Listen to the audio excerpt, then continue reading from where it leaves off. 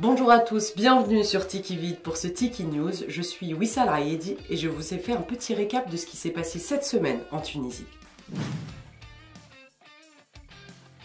On commence bien sûr ce journal avec la grande nouvelle de cette semaine. Le président de la République, Kais Saïed, a désigné ce mercredi 29 septembre Nejla Bouden Ramdan pour former et diriger le prochain gouvernement, et ce dans les plus brefs délais. Cette nomination intervient plus de 2 mois après la destitution de Hichem Mechichi le 25 juillet dernier dans le cadre de l'annonce des dispositions exceptionnelles. Le cabinet en vue sera constitué d'un chef du gouvernement et de secrétaires d'État qui prêteront serment devant le chef de l'État et seront responsables devant lui. Nejla Bouden est la première femme à être désignée à ce poste depuis l'indépendance.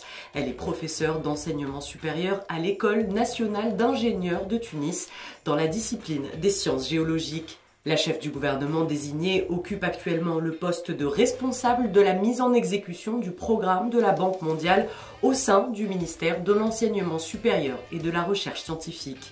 De son côté, Kais Saïed a affirmé que cette désignation était un honneur pour la Tunisie et un honneur pour la femme tunisienne, se disant convaincu que Nejla Bouden allait réussir dans sa mission. Le parti Ennahda appelle à présenter le gouvernement de Nejla Bouden au vote de confiance de l'Assemblée. Une assemblée, rappelons-le, toujours suspendue depuis le 25 juillet dernier.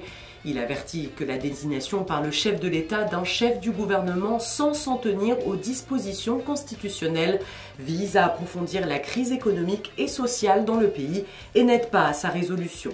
Le mouvement a par ailleurs affirmé son respect à la femme tunisienne et son militantisme pour la liberté et l'égalité.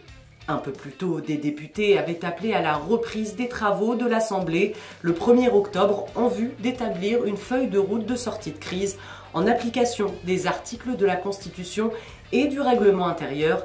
Ainsi, 90 députés ont signé cet appel. En prévision de ce déplacement, le palais du Bardo a été encerclé par un important dispositif de sécurité, poussant certains députés à se rétracter.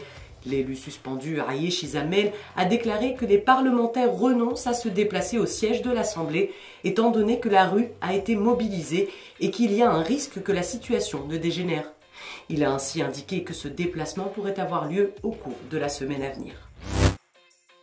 Les députés qui cherchent à rallier d'autres signatures parmi les membres de la RP suspendue exhortent le président à se rétracter sur les dispositions exceptionnelles et à revenir à la Constitution, plus précisément à l'article 80, à travers le dialogue entre les différentes parties agissantes dans le champ politique et sociétal.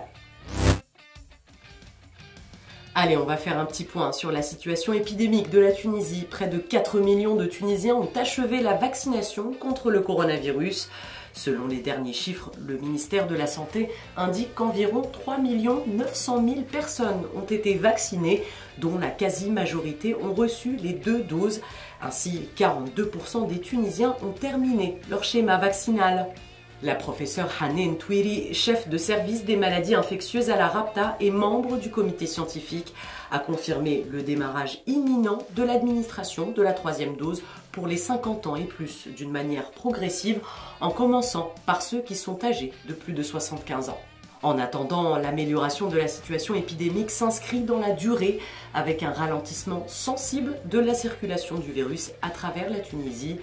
Le taux de positivité s'établit désormais à environ 7,55%.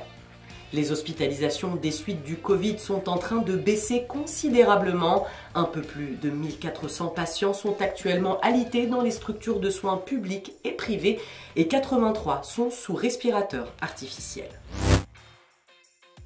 Et on finit ce journal avec un petit point sur la météo. Après un mois de septembre particulièrement sec et chaud, le mois d'octobre débutera avec des pluies tant attendues, notamment par les agriculteurs et les barrages dont le taux de remplissage est inquiétant, de 20 à 25% au nord et beaucoup moins ailleurs. Ainsi, des orages sont annoncés pour ce samedi et concerneront la plupart des régions avec des chutes de grêle par endroits. Des précipitations sont aussi prévues dans le Grand Tunis, au Cap-Bon, Zarouine, Bizerte, Djendouba, Le Kef, Siliana et également dans les régions du sud, à Sfax, Gabès et Médine. Une légère hausse du mercure sera enregistrée ce dimanche avec une stabilisation des conditions météorologiques.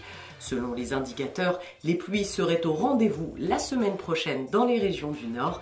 Il est alors temps pour vous de sortir vos parapluies des placards et de profiter de ce rafraîchissement après un été caniculaire.